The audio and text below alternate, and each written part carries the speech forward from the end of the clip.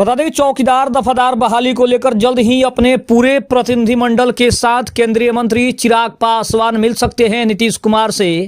इसके ऊपर इस वक्त की सबसे बड़ी अपडेट सामने आ रही है कि क्या सचमुच में केंद्रीय मंत्री चिराग पासवान चौकीदार और दफादार बहाली के मामले को लेकर नीतीश कुमार से मुलाकात करने वाले हैं। और आखिर क्या नीतीश कुमार इसके ऊपर कोई जल्द फैसला लेंगे? क्या 2023 की जो सुप्रीम कोर्ट की चुनौती थी उसको कहीं ना कहीं, जो आदेश था उसको कहीं ना कहीं चुनौती देने का काम किया जाएगा?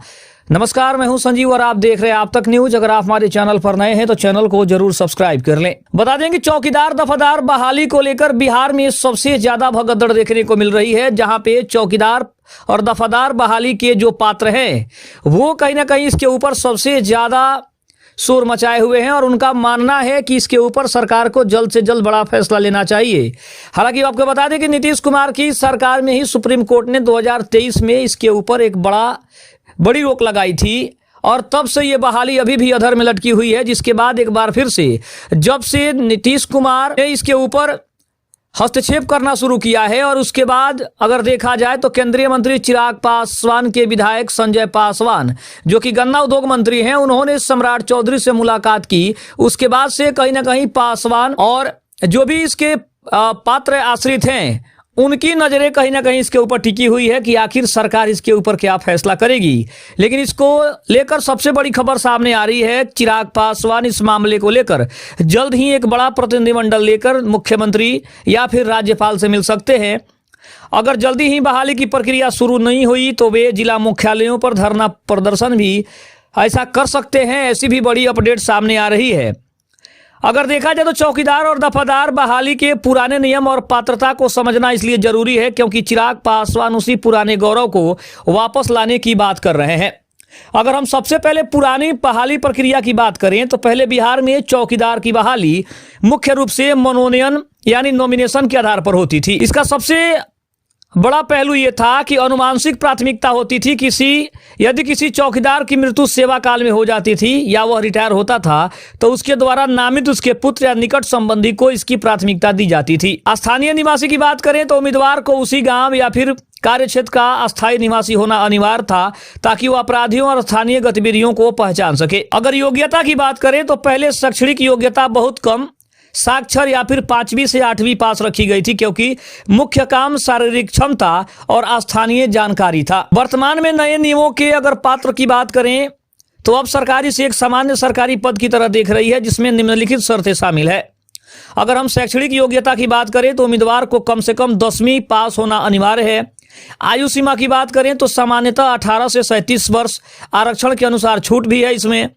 चयन प्रक्रिया की बात करें तो अब केवल नाम देने से काम नहीं चलता बल्कि लिखित परीक्षा और शारीरिक दक्षता परीक्षा पास करनी होती है। शारीरिक मापदंड की बात करें तो इसमें दौड़ और कद के निश्चित मानक तय किए गए हैं। अब अगर देखा जाए तो विवाद का मुख्य केंद्र साइकिल चलाना और स्थानीय ज्ञान को दिया जा रहा है।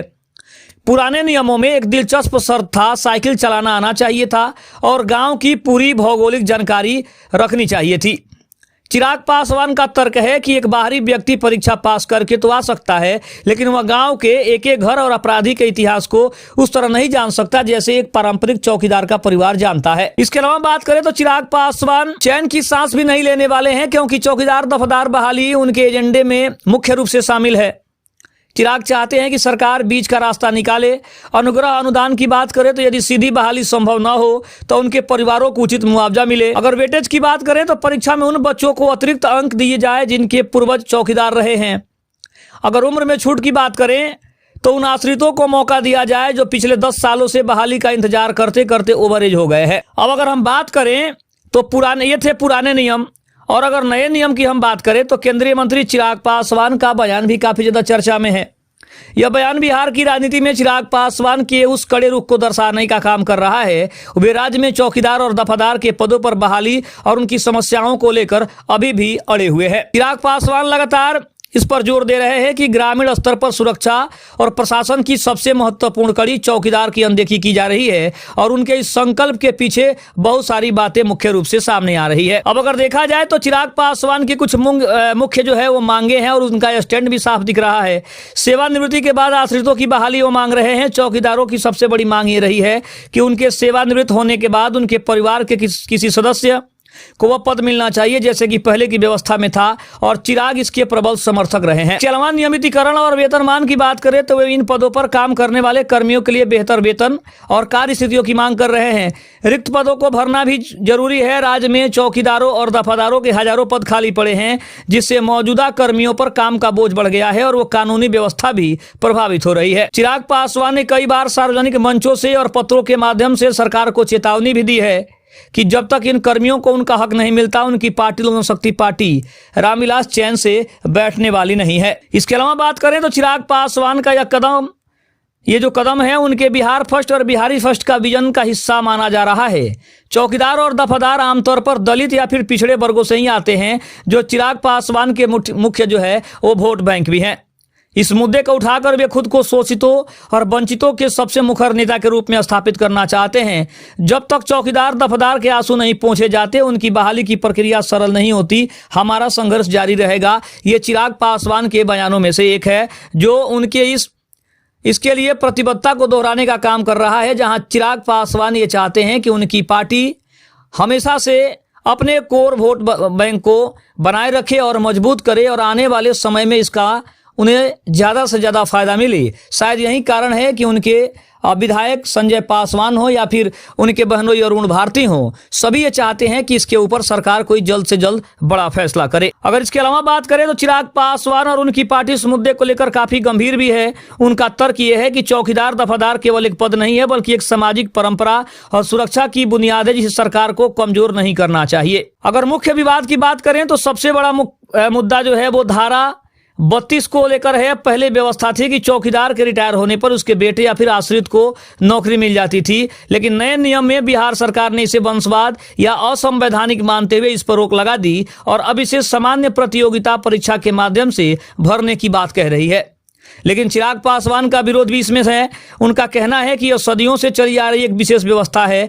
जो लोग पीढ़ियों से गांव की सुरक्षा कर रहे हैं उनके परिवार को सड़क पर नहीं छोड़ना चाहिए। चिराग पासवान ने इस लड़ाई को 2 स्तरों पर लड़ने का भी संकेत दे दिया है। उन्होंने चेतावनी दी है कि अगर सरकार उनकी मांगों पर सकारात्मक रुख नहीं अपनाती है तो उनकी पार्टी पूरे बिहार में बड़े पैमाने पर इसके लिए हस्तक्षेप करने के बारे में भी सोच रही है। बड़ा आंदोलन भी हो सकता है। केंद्र में मंत्री होने के नाते और एनडीए गठबंधन का हिस्सा होने के बावजूद वे मुख्यमंत्री नीतीश कुमार पर इस मुद्दे को लेकर दबाव बना रहे हैं और वे चाहते हैं कि सरकार एक नया अध्यादेश लाए ताकि आश्रितों की बहाली का रास्ता साफ हो सके। बिहार में चौकीदारों और दफादारों की संख्या हजारों में है और उनके परिवार को जोड़ दें तो ये एक बड़ा वोट बैंक बन जाता है और चिराग पासवान जानते हैं कि इस वर्ग को न्याय दिलाकर वे अपनी युवा और गरीब हितैषी छवि को और मजबूत कर सकते हैं। वे लगातार इस बात को दोहरा रहे हैं कि वह चौकीदार के बेटे के संघर्ष को खत्म होने नहीं देंगे। फिलहाल मामला काफी गरमाया हुआ है। जहां एक तरफ राज्य सरकार नियम और प्रक्रियाओं की बात कर रही है वहीं चिराग इसे अस्मिता और न्याय का सवाल बना रहे हैं। तो देखना काफी दिलचस्प होगा कि आखिर इस पर बिहार सरकार का क्या फैसला आता है। ये काफी दिलचस्प रहेगा। खबर कैसी लगी कमेंट में जरूर बताइएगा। तब तक के लिए धन्यवाद। जय हिंद, जय भारत।